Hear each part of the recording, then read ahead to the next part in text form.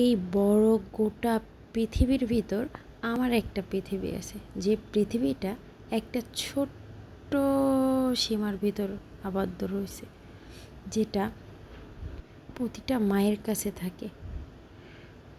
মা একটা আলাদা শব্দ, যেটা হয়তো মা না হলে বুঝতে পারতাম না। মা একটা আলাদা অনুভূতি, একটা আলাদা টান, একটা আলাদা স্পর্শ, একটা আলাদা ঘ্রাণ, একটা আলাদা কষ্ট।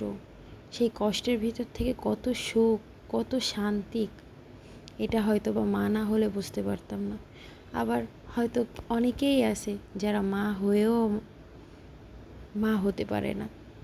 আমার চোখে অনেক দেখা অনেক মানুষই আছে যারা মাদের জন্য হাহাকার করে, বাচ্চাটা যারা নিজেদের নিয়ে ব্যস্ত থাকে, এরকম অনেক মানুষই আছে।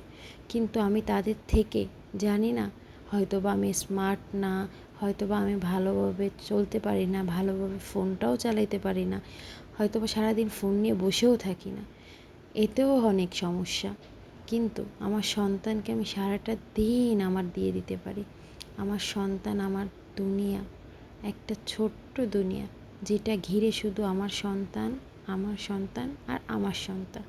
আমি আমার সন্তানকে হাজারো কাজের মধ্যে প্রতিটা সেকেন্ডে তার সব রকম আবদার, খুশি সব কিছু মেটানোর জন্য চেষ্টা করি। আমার সন্তানকে নিয়ে আমি অনেক কষ্ট করেছি।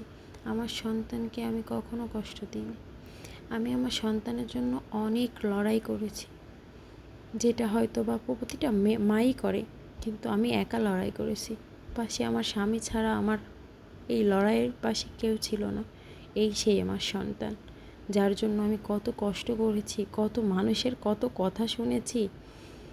আজ হয়তো বা সেই মানুষগুলোই আমার পাশে অনেক রকম সুন্দর সুন্দর বক্তব্য, মন্তব্য করে আমার সন্তানকে গড়ে ওঠা নিয়ে। অনেকে তো বলে যে আমি আমার সন্তানকে মানুষ করা ছাড়া কিছুই করতে পারিনি জীবনে। তখনও এই কথাটা শুনেই ভাল লাগে যে যাক, তাও তো তাদের মুখ থেকে এই কথাটা বের হলো।